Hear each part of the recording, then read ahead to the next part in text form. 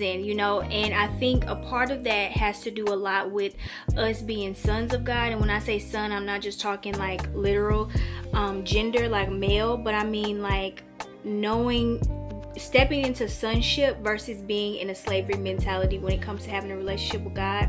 Because a lot of times, depending on what, you know, how you grew up, and just to give you guys a little basis, I'm a PK, so I grew up in church. I'm a pew baby. Like, church is my thing, okay? I'm a church girl, certified church girl. Don't play, okay?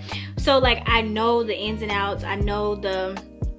I've heard of so many different politics in church, and even if you're not denominational, you know, it's still things people, you know, bring in tradition, all the things. And so you have to maneuver your way through all that to really seek out a relationship.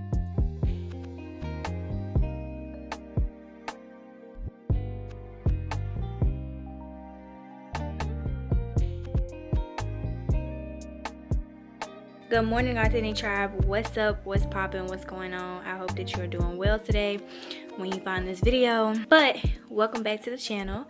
I'm your favorite homegirl, Taylor Trinity, and today, right now, we about to unpack. So you see my suitcase right there and all my little stuff on the couch over there. So yeah, we about to unpack. I just came from an amazing trip in Atlanta with my family.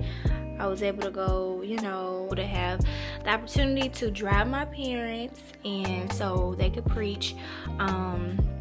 And my TD went with us, and so it was so fun. It was so necessary, and I loved it. So now we gotta unpack, get everything back in order, get everything together.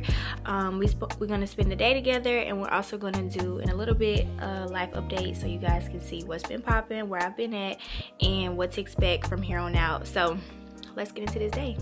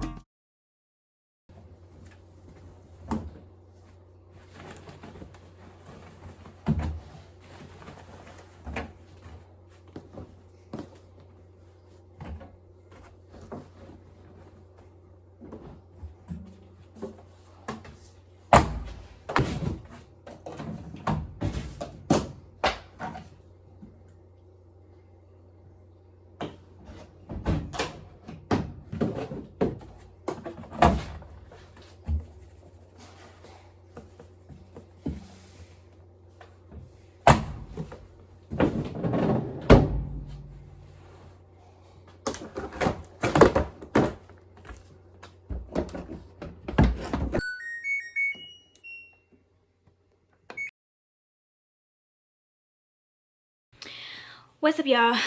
So let's get into the life update portion of this video. So y'all, I just came from a walk outside. It was so necessary. It was so needed. It is super hot outside, but I got some good vitamin D, got some good time to spend with God and just talk and, you know, do all the things. But let's go ahead and get updated with where I've been. So I made some notes. And first, let's get into the spiritual area of my life and where I've been.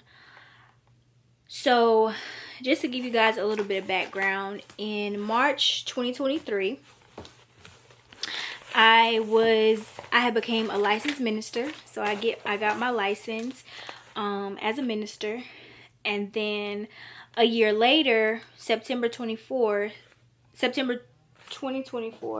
Hold on, y'all. Hello. Hi, good morning, Taylor. So y'all, September 2024, which was last year, is when I got ordained as an elder. And so during that time, from 2023 up until, I would say, the beginning of 2025, really the end cap of 2024, to be honest. So from 23 to 24, I was in school full time. I was getting my degree in psychology, so I was in school full time. I was teaching Bible study. I was trying to do YouTube. I was doing Facebook Lives weekly, and I would typically do those after Bible study. So it would be like 7 o'clock at night. I was preaching, like just doing all the things, child. I was stretched so thin. And I didn't realize how thin I was stretched, because when you are in constant survival mode, like, it's reoccurring. It's never stopping. You know, you don't feel like you have time to even think. You feel like then there's guilt that comes in, you know. And I think a part of that has to do a lot with us being sons of God. And when I say son, I'm not just talking like literal gender, like male, but I mean like stepping into sonship versus being in a slavery mentality when it comes to having a relationship with God. Because a lot of times, depending on what, you know, how you grew up, and just to give you guys a little basis, I'm a PK, so I grew up in church. I'm a pew baby. Like, church is my thing, okay? I'm a church girl, certified church girl. Don't play, okay? So like, I know the ins and outs. I've heard of so many different politics in church, and even if you're not denominational, you know, it's still things people, you know, bring in tradition, all the things. And so you have to maneuver your way through all that to really seek out a relationship with God for yourself. And for me, I was saved since I was 10 years old, but I didn't have a real relationship, real encounter with God until I was 19. And from there, it just took off. Me and God took off, like, for real, for real. And 23 to 24, it was a lot of changes in my life. It was a lot of growth. It was a lot of spiritual growth. It was a lot of mental growth. It was a lot of things that I was growing in, but it was a lot of things I was also battling in at the same time. So, you know, when you have war and you also have victory at the same time, and if you haven't experienced that, I'm sure you have, but you may not have the verbiage to describe that. I've been experiencing war and victory at the same time. But if you know, you know, it can be tiresome, it can be draining, and it can be overwhelming. And for me, to just keep it simple and keep it real, I was just overwhelmed and I was stretched so thin. Everybody was needing me. Everybody was pulling on me. And I did not have the wherewithal to just be like, no, you know, because a lot of, like I said, it was a lot of shame, a lot of guilt that would sit in for saying no. And when you're a person who is a people pleaser, that stems from rejection. And, you know, all those things. So spiritually, I was growing, but I was warring at the same time. And so, yeah, that's where I've been spiritually. But I can honestly tell you, 2024, when I graduated, which we'll get to that part, but I graduated December 2024. And March 2025, I moved out of my parents' house, and I moved out, and I was on my own. And for 5 months, when I tell you, I've had so much growth and clarity, but I've had growth and clarity because I wasn't pulled on by anybody. I took a step back from ministry. I took a step back from pouring out into people. I took a step back from giving in that capacity. And I started to really fill my own cup little by little. But I wasn't necessarily being super intentional about filling my cup, but I was super intentional about paying attention to where I was and the things that I was doing and how it got me to where I was, which was to moving out. And so when you have that time alone and that time to yourself to where you can literally just think, and nobody's calling you, nobody's texting you, nobody's asking you, and those are things I had to stand on. I had to put those things in place, you know. I had to not answer my phone. I had to let people know, hey, I'm unavailable. I cannot do this. No, I had to say no. And I had to put myself in a position where I had to be left alone. And literally left alone by people, but left alone with myself. Sit in myself. What are the thoughts that I'm having? What are the things that I'm thinking? What am I feeling on the inside of me that I have been denying these last few years, but it keeps showing up in my body? Because our bodies tell us what's going on in our minds. And whether or not we tend to it or acknowledge it, it doesn't negate the fact that our bodies are telling us something. That's why when people get diagnoses, a lot of times when it's too late, it's because they were ignoring what their body was telling them. And so I got to a place where God was like, hey, you got to stop ignoring yourself. And I remember God told me, the Holy Spirit spoke these words to me on more than one occasion. But once I moved out, I really started to see what he meant by that. The Holy Spirit spoke to me one day and whispered and just said, you need to take care of yourself. And, you know, I want people to understand that God cares about all of you. He cares about the whole you. And for him to say, I want you to take care of yourself, that means that I was not being intentional about really taking care of myself like I thought I was.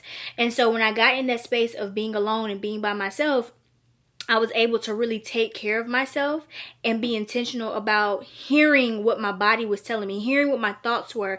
Because when you're in an environment where things are always going, you have no time to think. You have no time to think. So, second portion of this video, emotional and mental health. Where has my emotional and mental health been? So, I want to tell you guys 5 lessons that I've learned. 5 lessons that I've learned. But one of the biggest things that I can locate when it comes to mental and emotional health for myself is I've had to literally see people for who they are. I've had to see myself for who I am. I've had to see people for where they are, and I've had to see myself for where I am. And I also had to acknowledge what was going on. Like, I had to acknowledge my reality. And a lot of times when you are grieving, and sometimes you may not even know you're grieving something, and it just hit me the other day that I was grieving certain areas of my life. And I want to share with y'all some areas that I'm actually in the process of grieving that I didn't recognize and I didn't realize it. But I'm going to share those areas with you real quick. So one area is what could have been.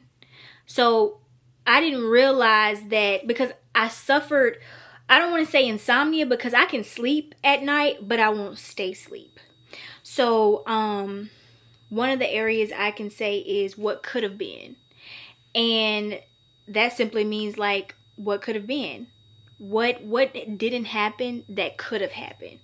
So I want you to ask yourself, like, what didn't happen that could have happened? And you may just be grieving that very thing. Because the thing about grieving is that when you grieve, you go through the different stages. Okay, so let's go ahead and go. Let's just do it. Let's go all the way in and talk about it. So there's 5 stages of grief. And I'm going to share them with you.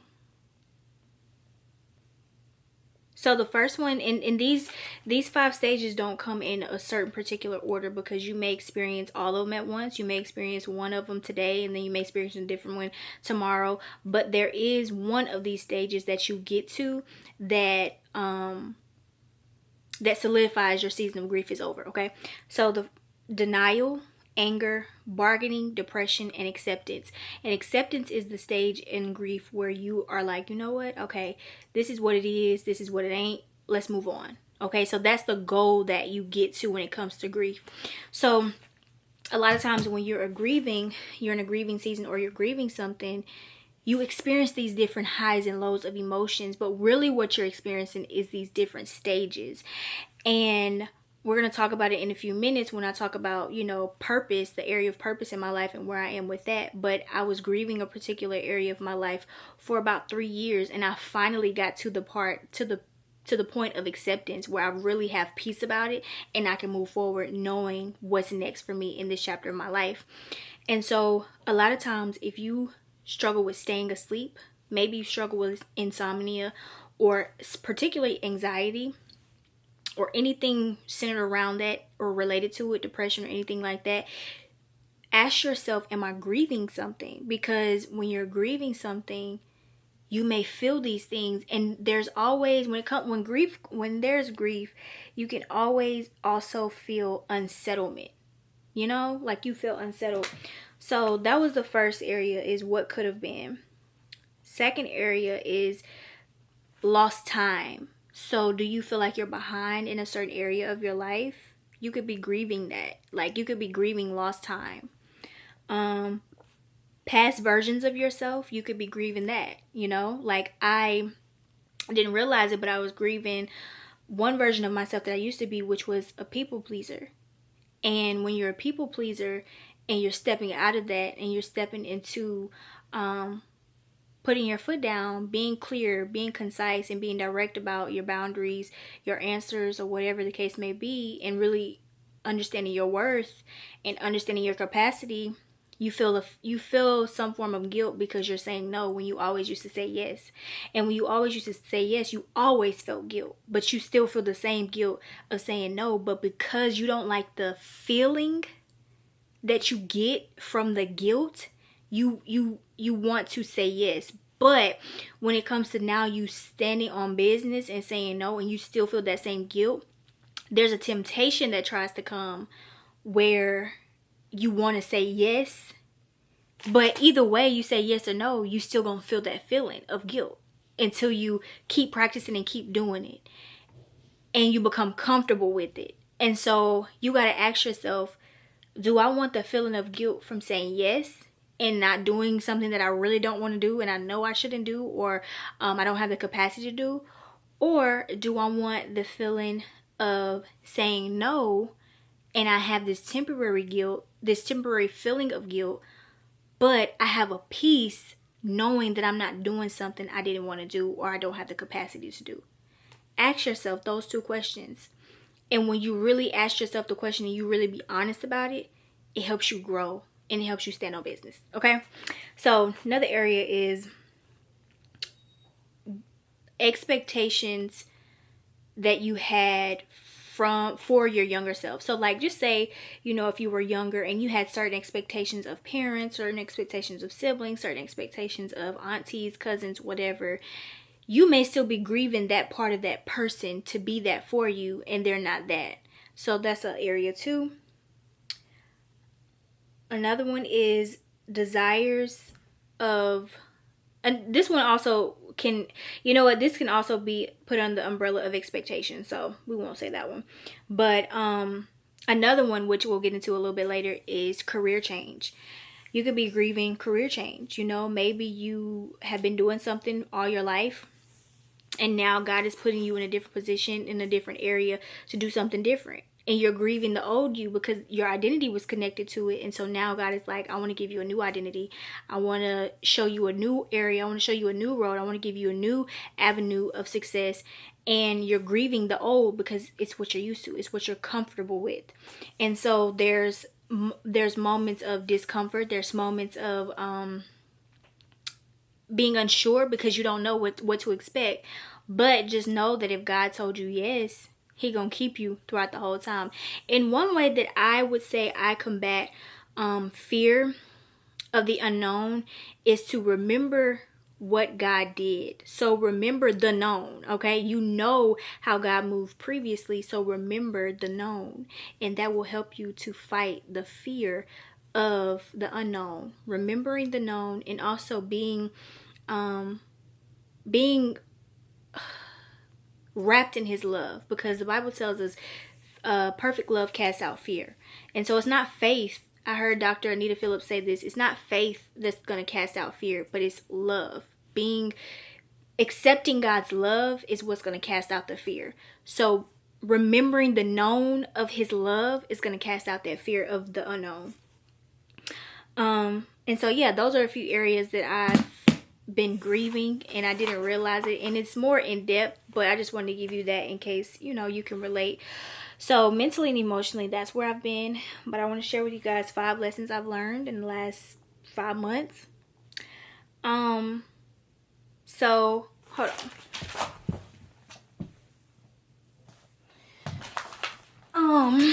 So the first lesson I learned was, number 1, accepting God's love in whatever form it comes. Okay, so I also listened to a sermon by Sarah Jakes, and she talked about, the topic of it was when love steps in.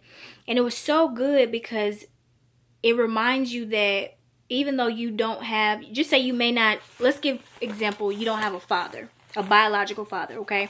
You may be adopted, you may be a foster child, but if God puts you in a family, an adopted family that's loving and caring, that's when love stepped in. So you didn't get what you wanted, but God gave you something instead. And so accepting the love, how it comes in any form, is something that I've learned in the last 5 months, because even though there's some things that I wanted and it hurts because I can't have it and I wanted it, God has shown me other areas how he stepped in love for my life. So number 2 is there is power in transparency. I'm not telling you to be transparent with everybody, and I'm not telling you to be transparent on every platform.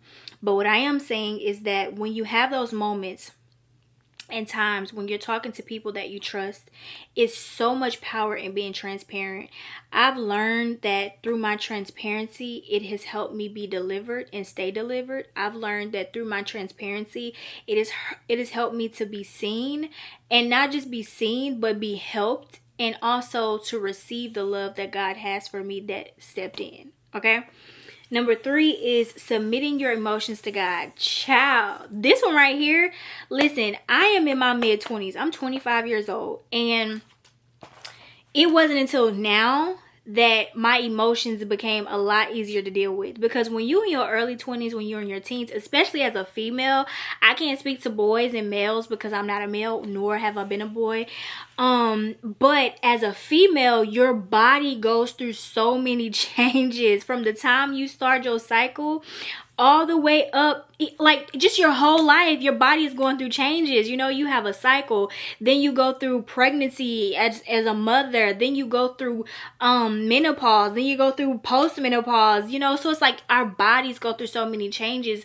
But those first stages of changes from a cycle all the way up until 25, because at 25, girl, I'm learning that weight sticks. Okay, 25, you getting 20 fine. Okay, that's why they say 25. Glory be to God. That's why they say 20 fine. Okay, because at 25, that weight is sticking and that weight is hitting different. Okay, and yeah, child. But what was you talking about? Submitting emotions to God. Okay, yeah. So you know, you go through a lot of emotional changes and emotional roller coasters and stuff, and I'm just so grateful for the man in my life, because child, it takes a special person. It takes a special person. It takes a patient person to really help you navigate your emotions. But when you submit your emotions to God, that is so, it's so disciple-y. I know that's not a word, but it's so much discipline in submitting your emotions to God, because when you're a person of purpose, you know, you have to allow your emotions. One thing about emotions, I believe in emotions. And for me, being a person who is prophetic, who's a feeler, who is sensitive, you know, to God's voice and to God's emotions and all the things, my emotions are important. Okay, let's not get that twisted. My emotions are important, and your emotions are important too, because emotions navigate us. Emotions tell us stories. They tell us about things, okay? And so emotions are important. However, managing emotions is also equally important. You know, so clear example, if you have a project that you need to do, but you're finding yourself just super emotional, you have to be able to say, okay, what is this emotion that I'm feeling? So acknowledging that emotion. Second thing is you have to say, okay, is this emotion serving me right now? And if the emotion is not serving you right now, you have to say, God, I submit this emotion to you. This is what I'm feeling. This is how I feel. I surrender this to you, and you got to get back to work.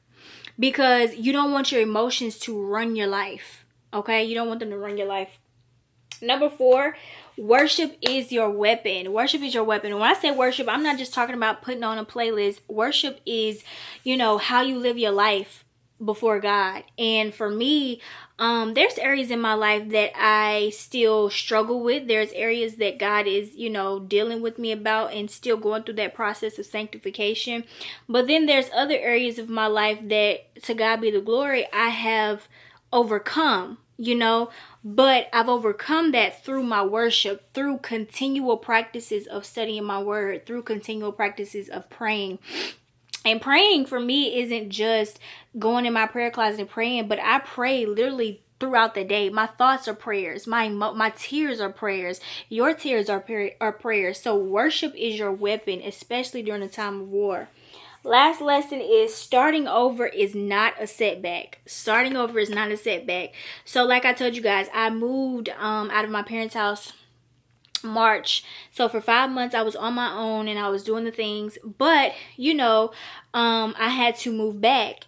And when I tell you I was so encouraged, I was not defeated. I had no feelings of defeat, nor did I have any feelings of victimhood about moving back.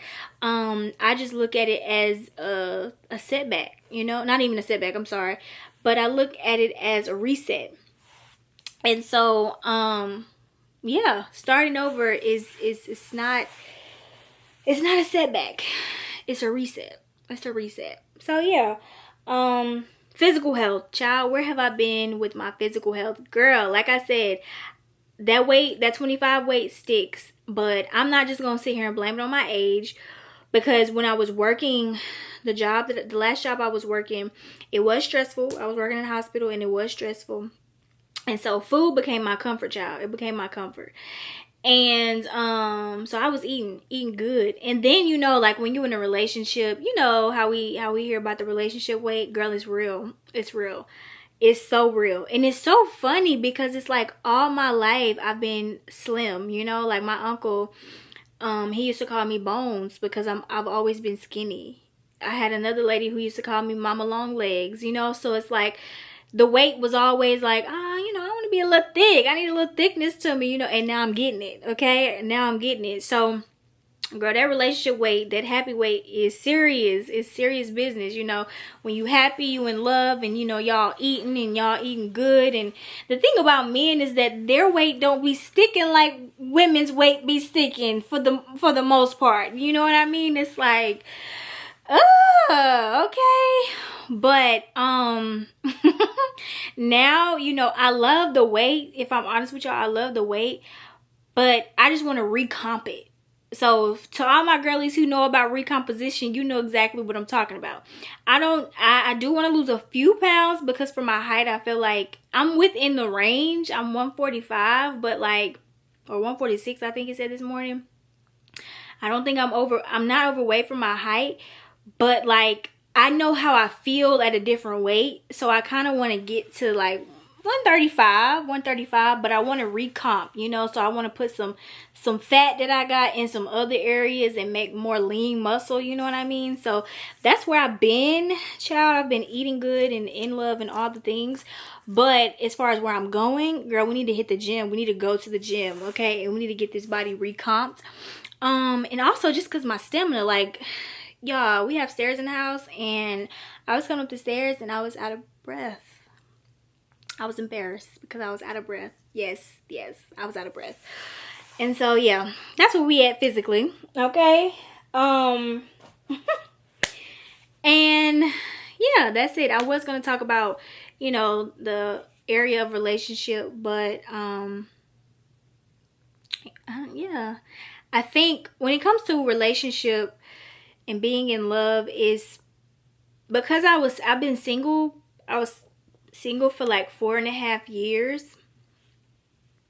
And when you come into a real relationship, when you come into a relationship where it's somebody that God sends you, where it's someone who is patient with you, who is I'm talking about 1 Corinthians 13. Like, if you don't know what the definition of love is, go check out 1 Corinthians 13, and it will tell you what the real pure definition of true love is between a man and a woman.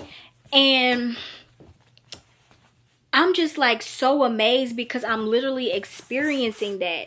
And I'm one of the most descriptive words I can say about the relationship I'm in right now is that it's a mature love. And it's one of those loves where it's like you get giddy inside, you know. It's like you just feel good. Like you look forward to talking to this person. You look forward to seeing this person. You look forward to spending time with this person. You know this person has good intentions for your life. And by no means are we perfect, but we're perfectly imperfect for each other. And so I believe that when you really truly wait on God, God will bring what's for you. And for me, in my experience with relationships, I believe that moving in silence is key. moving in silence is key. Keeping your relationship private, keeping your relationship what's the word,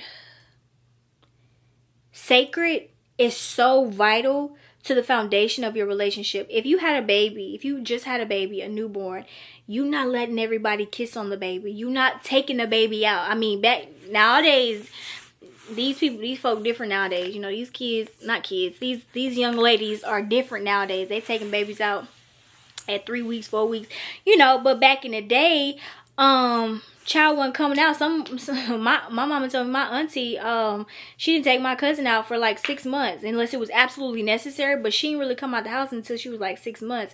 But that was so important because it's like you want to keep this child safe and protected from germs and all the things, and you want to build the immunity of the child. And that's how I view a relationship. You want to build the immunity of your relationship. You want to grow with each other, go through the different stages and phases that a relationship should go through without the opinions of everybody else. You should. And I know there's so many different trends of so many different things, and you can get caught up in all of that. You can get caught up in just so many different things. And for me, I just move in silence. Like, nobody knew I was in a relationship, and people found out I was in a relationship a certain way, but it's like, it was very intentional. It was very intentional to be private about my relationship. And I think that this doesn't just apply to relationships, but this applies to anything in life. When you're working on something, when you're building something, don't speak on it till it's done. Don't speak on it until it's permanent. My mentor says, don't make it public until it's permanent. And that's how I feel, you know. And during the last 5 months of my time alone and being away, I've also learned that moving in silence is power, and it is key to your destiny. And when you move in silence, the enemy don't know what you're working on. The enemy can't target. He can't pick up on your next move, so he can't throw something at you if he don't know what you're doing, what you got going on. So that's why it's important to know who you're talking to, because sometimes you could be speaking to a familiar spirit who's trying to get information, who's trying to bait you to receive information just to use against you, and you don't even know it. So that's why I always say, keep your lips zipped. You know what I mean? Keep them zipped until the time it comes, until God leads you to do so. And so, yeah, that's all I'm going to say about that. Just know your girl is happy in love. And when the time comes, you know, we're going to be sharing it and making that public. But when it's permanent, okay? So, yeah, that's how I've been, y'all. That's where I've been at. And, where I plan to be, it's just like I said in the last video, is to be consistent here on YouTube. And I'm finally in that place of doing that and being that. And one of the biggest things that it wasn't a stumbling block, I won't say, but it was very challenging during this time, is I was in school. I was in school full time, and I was doing all these things that I told y'all earlier that I was doing. So I was stretched thin, and I didn't have time and didn't make time to be consistent on YouTube because I had a lot of things going on. And then I was also just, you know, processing a lot of things as well, and that can be draining. And so your girl finally graduated last December, and it's been a major blessing, a super major blessing to know that is finally behind me. That chapter is finally behind me. And that brings me to something before we end this video that I want to talk about. One area of my life that I was grieving, that I didn't realize I was grieving for as long as I was nursing school. If you guys don't know my story, I'll remind you. But I was in nursing school. My whole goal was to become a nurse. I was going to become a certified nurse midwife, deliver babies, and do all the things. But the last year of my nursing program, well, the first year of my clinical rotations, I realized I didn't want to be a nurse, and I didn't like the system of nursing. I didn't like the politics and all that of nursing. And so I just didn't like it, and that's okay. And then the second year which is my final year, I ended up failing out of the program. And that was an answered prayer, because I didn't have the strength to just leave. And so I said, God, you know, allow this thing to happen how you want it to happen. And I ended up failing out of the program. So I ended up changing my major to psychology. So I graduated with a bachelor's of science in psychology. Shout out to my psych babes. And so now my career path has changed and what I want to do. And that journey and what I am going to do, if you don't know, you will know eventually. I'm not going to share it right now, but when the time comes, I'm going to be we're going to discuss that process and go through that journey as well. But yeah, so a career change happened for me, but I didn't realize I was grieving that area of my life for 3 years. And I didn't get to the point of acceptance, you guys, until God made it super clear to me that this new path that he has for me is the one that I should go on. Now, it was something that I thought about right after I graduated, right after I failed out, but I still had that tug of war between nursing. And so right when I graduated college this year, like I said, I was working at the hospital as a tech. And when I was a tech, I truly honestly believe the reason that I got that job, because that was the only job that called me back out of all the applications I put in. But I truly believe that I got that job, and I got that job spot on, y'all. Like I'm talking about, I went to go to the interview. The lady called me 30 minutes later after I was driving back home, because I had an hour commute. So 30 minutes after the interview, she called me and said, "You're hired." Like, I was hired on the spot. Many jobs don't do that. Okay. And so it was God sent. It was necessary for me to be there. And I believe that one of the reasons it was necessary for me to be there was not just to work and serve and really touch the people's lives who were there, and they also touched my lives as I was taking care of them, but that job served a purpose to let me know and finalize my grieving season, my grieving time over nursing, because it solidified to me that, hey, I enjoy this. I enjoy serving people in this way, but God wants me to serve people in a different way, with a deeper purpose behind it. And also, I just had so much peace about now working in a hospital and now being a nurse. Like, I had so much peace about it.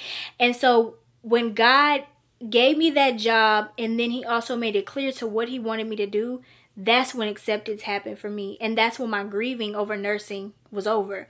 And I went through all the stages, y'all, all 5 of those stages. I went through bargaining, asking God, like, God, make it clear to me, like, what do you want me to do? How? You know, I went through the denial phase of not necessarily denying that I no longer wanted to be a nurse, but I was in denial of the fact, like, how? Like, I know this is not what I wanted, but how is this not what I wanted, you know? So I went through that phase. I went through the depression phase, where it's like, okay, God, my life is over because I failed out of nursing school. You know, I went through that phase. What's the other one? It's denial, bargaining, acceptance, anger. I went through my phase of anger. It wasn't like hardcore anger, but it was just moments of like, God, how you knew I was gonna fail out. You knew this was something I wasn't gonna really want to do. Why you let me do it? I went through all those emotions. I went through all those phases, and you know, I have acceptance now. So I just want to encourage you that if it takes you 3 years to grieve something, that's okay. If it takes you, it takes time. You know, it takes time. We're humans. And one thing that I want us to understand is that, you know, social media, especially with my generation of being a zillennial, social media causes us to rush everything in life. And like my daddy says, we the microwave generation. And not just my generation, but other people, we've become so equipped to things happening so quick that we don't understand that some things just take time. And grieving is one of those things that just take time. And so I just want to encourage you that if you're in a grieving moment, if you're grieving something, a certain area of your life, it's going to take time, and it's okay. And ask yourself, what stage of grief am I in? Just ask yourself. And work towards acceptance. Work towards accepting it and moving forward and moving into the newness that God has for you. So that's where I've been, y'all. That's where I've been. That's where I've been. But genuinely and honestly, I have missed you guys. I've missed you deeply. it's not a day that went by that I didn't think about YouTube, and I didn't think about you guys, and I didn't think about not serving y'all by uploading a video and all the things. But when life happens, life just happens. And so now I truly, honestly, deeply within my heart believe I'm in a better place now to be able to serve you guys and to be able to show up consistently and just love on y'all through my consistency and through the words that God speaks through me. And so yeah, I just encourage you to stay along for the journey, stay along for the ride, because child, it's a long one and it's gonna be a fun one, and I'm gonna include y'all with me. So yeah, you guys, that will conclude this video. I hope you enjoyed it, and I hope you look forward to seeing the next one. So always remember, be humble, remain grateful, and keep going.